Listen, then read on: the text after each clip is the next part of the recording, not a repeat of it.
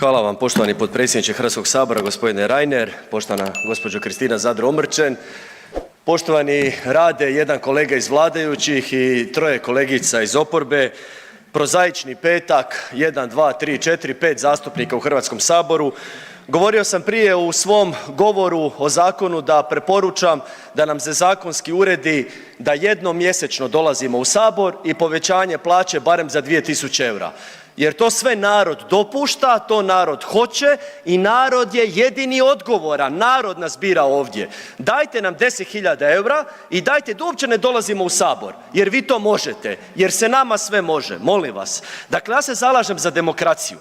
I meni je logično da postoje dakle građani koji podupiru 15-minutne gradove, jedenje laboratorijskog mesa, uništenje naše zdrave prehrane, zdrave proizvodnje hrane naših stočara, pa imaju političke opcije za koje mogu glasati. Meni je jasno isto tako da postoje građani koji gledaju koliko se krade, ne prestaje se krasti, gledaju sve te europske istražitelje, padaju ministri, padaju ovi i narod opet dođe na izbore i zaokruži. Meni je i to legitimno. Jednostavno, narod nije doživio metanoju, nije podigao svoju razinu svijesti. Isto tako, meni je potpuno jasno da postoje ljudi koji podupiru, ne znam, potpuno neke otvorene granice, izmjenu stanovništva, da jednostavno društvo se potpuno otvori bilo kome ko god dođe bez papira. Vi ovdje imate zastupnike koji su branili ilegalne proboje granice. Meni je i to logično. Imate zastupnike koji su branili, odnosno govorili da se privatno vlasništvo oduzima. Dakle, to je sve demokracija. I ja ju razumijem. Ali mi je nevjerojatno da imamo 1.670.000 ljudi koji ne izlaze na izbore. A ljudi su ginuli za ovu Hrvatsku, ne samo general Sačić ovdje koji je branio, nego tisuće naših momaka i cura je ginulo da mi imamo državu, da imamo slobodu. Stoljećima su Hrvati i Hrvatice robijali, ginuli da mi imamo slobodu i onda 1.670.000 ljudi ne ide na izbore i spava.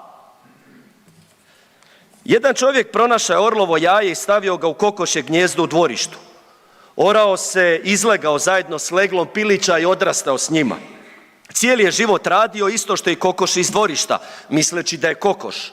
Rovao bi po zemlji u potrazi za crvima i kukcima, kokodakao bi i kvocao i mlatio krilima te letio nekoliko stopa visoko u zrak. Godine su prolazile, a orao je jako ostario. Jednog je dana ugledao veličanstvenu pticu daleko iznad sebe na nebu bez oblaka. Klizila je u gracioznoj veličanstvenosti među snažnim strujama vjetra, blago zamahujući svojim snažnim zlatnim krilima.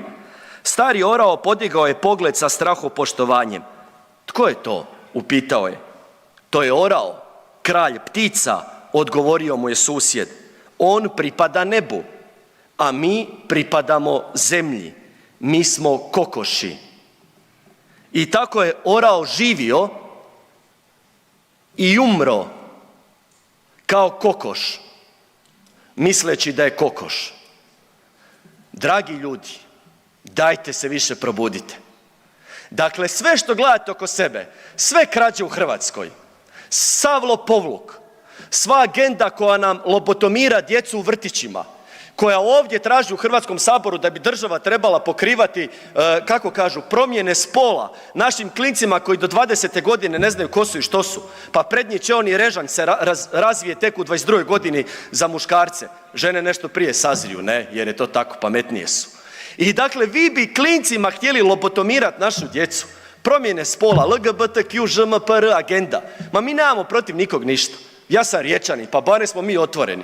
Dakle, apsolutno, živi kako god hoćeš, dakle, govori što god želiš, ali nemoj mi lobotomirati djecu, pa daj da barem odrastu. I onda kada kao zreli ljudi kažu ja sam ovo ili ono, to je legitimno. Ne dirajte nam djecu.